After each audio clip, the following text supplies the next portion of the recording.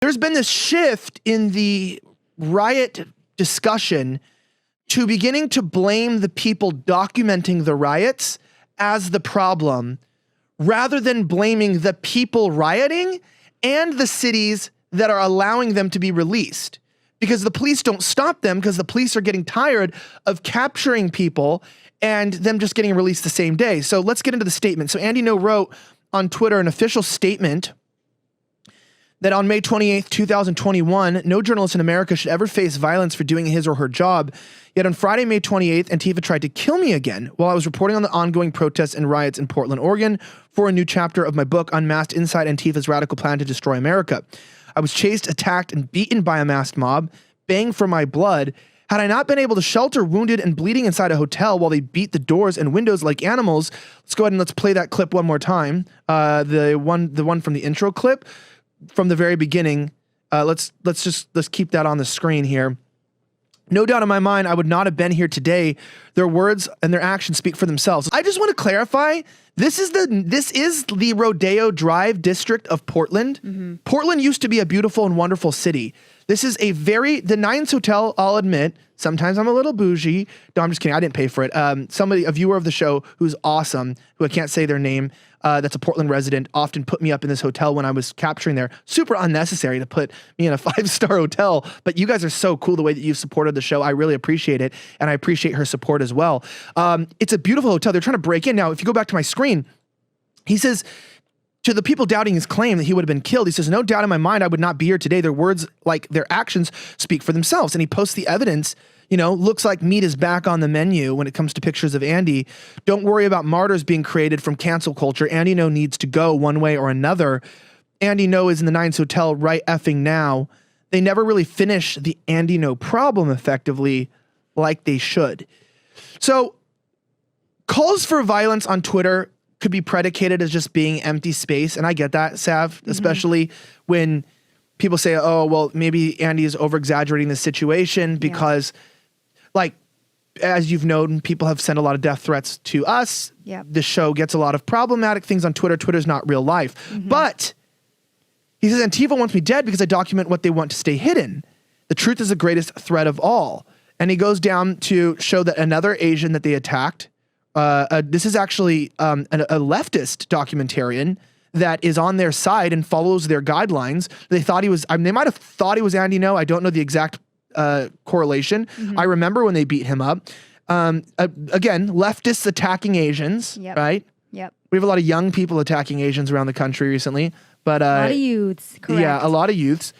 The blame has become that journalists and people filming terrorism are the terrorists for filming the terrorists. Now, this preludes an official release by a Harvard professor who wrote a hit piece about me specifically, talking about how my videos were influentially causing the 2020 BLM riots, that as I documented them and put them on Twitter, that it was leading to copycats, sort of like with mass murderers.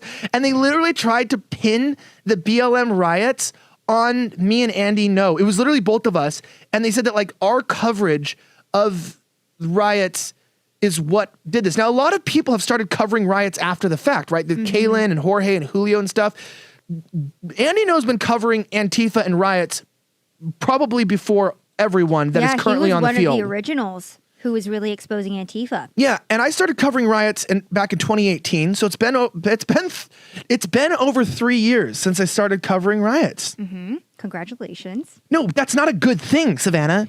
It's been 3 years since riots have been enough of a subject matter for me to make an entire career out of it. And for, might I remind our audience always, I'm like, congratulations to pay for your bread. Yeah. No one knows her. No one even wants to give a shout out to her new Show 'em Your Hoop Earrings and Your Fit, brought to you by to the riots. To the riots. Oh my gosh. Yeah. Okay. So this is a problem. Yeah. The problem is coming from the fact that riots are being normalized and that violence has become a staple of our culture. Andy No is attacked. And so Tim Pool quote tweets him and is like, what purpose was served by trying to infiltrate Antifa? Some journalists can't cover certain topics. Women were barred from reporting from I forgot how to pronounce it. Tahrir? Tahrir by some outlets due to violence against women specifically. This was pointless and unbelievably stupid. Andy going into the fray with no security and no plan is not reporting. It's tribal spectacle. I was barred from reporting places and I refused to support journalists purposely escalating risk and danger. Okay, so 2 things. Number 1, Tim Pool is a friend of mine. I respect him a lot and I like his show. Number 2, his entire staff are friends and we're on a friendly basis. And I have actually called and spoken to them about this. And I'm not someone who just blasts things online. I actually talk to people personally, including I spoke to Turning Point about my issues. Because I'm unlike people who just bitch and complain online. I understand that we are really trying to come to conclusions here. And if Andy No really is what he's doing is hurting the movement rather than helping the truth, then let's understand this. Let's also not forget that Andy No is not a conservative. Andy No is a Portland liberal. Andy No's gay. Like, Andy No's from Portland. Well, and I mean, even political leanings aside, how have we gotten to the point in America where, one, it's now so dangerous for journalists to report that we are now blaming the journalists when they experience violence, not the domestic terrorist groups that are running rampant. This is kind of like having a Chinese whistleblower who gets disappeared by China and then blaming the whistleblower for exposing the atrocities in that, in that area. Right. And so what I want to point out is that, look, my friend Aldo, he agreed with Tim. I disagreed with Tim. I wrote something important. I said, which, by the way, I'm just going to point this out. The original post has 1,800 likes and my response is 2,600, but there you go. That's not important. I'm just saying that clearly the consensus was more in my direction. Yep. That doesn't mean that I'm right. And I would like to know your thoughts in the comments on who you think is correct here, because I'm okay if I'm wrong. But I'm like, look, I have a hard time reporting for similar reasons. It's dangerous. I've been jumped multiple times and worse, I still do it. Nobody tries to get hurt because he's saying it's like spectacle, like as if like, oh, what he was doing, like he didn't bring security, like he Andy should have No was expected walking this throughout the streets of Portland going, I'm Andy No, and like trying to get it. Yeah, and been like, oh, look at me, It's like, it's really I said it's really traumatizing, and that people don't understand that. I just had surgery. I have a surgery coming up to reconstruct my lip. I have no nerves in the whole side of my face here. I water drips out of my mouth sometimes when I drink still from getting my lips split open. Oh, you poor thing. I mean, I would like to blame the fact that I'm just like a little bit retarded on the fact that Antifa split open the back of my skull with brass knuckles, gave me a bad concussion. But I think that's mostly probably due to a combination of substance abuse as in developmental years. Like probably just using computer cleaner when I was in high school probably did that. Anyway, I was like accusing Andy of reality TV spectacle. Like, what the F? Like, meaning it's one thing to say, to Andy, hey, you're kind of getting too big and I don't think you can do guerrilla journalism. The risk is too high. If you continue to do this, it becomes about you and not about the journalism. You need to hire somebody else to do this work for you. Yeah. But then accusing it of like, dude, you're just like doing this for stardom, to me is weird simply because I know Tim Pool probably knows Andy No personally. Yeah. And it seems weird to take this stance.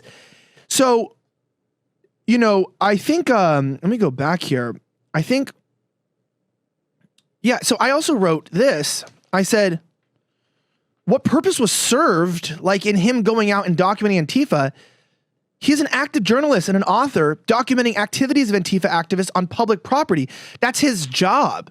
He was discreet and simply documenting. A physical presence does not equate agitation. They targeted him, and that's tribal spectacle. Like, I don't think that Andy intended this. And also I want to point out from somebody who's on the field, because I know that I respect Tim's work, especially he did work, I think, in Sweden. He did work at the Occupy Wall Street protests. Yep. But Tim has not been out on the field in a very long time. Yeah.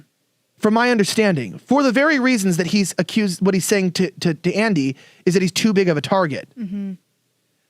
But also, to be fair, in a time where you have masks, there are ways to go undercover and to still do things. And I would say that there's a lot of high profile people who still do journalism because they might just be willing to assume the risk. It's called bravery. And it's not, you can't assume someone because they're high profile has to just stop doing work. They just may not be able to move their profile. I might remind you that John Hacker came out and ripped the mask of Andy off, and they identified him. They attacked him and assaulted him. Andy was doing a good job, and they targeted him like they hunted him down. A great philosopher once said that you can be 2 out of 3 things: liberal, smart, or honest, but you can't be all 3. At Slightly Offensive, we're smart and honest. And if you like this clip, head over to Slightly Offensive YouTube channel by clicking right here, where you can find new episodes of our show weekly. We're bringing you the topics, news stories, and angles that will have you saying, why the hell wasn't I subscribed sooner? Also, don't forget to smash that like button and subscribe to this channel too.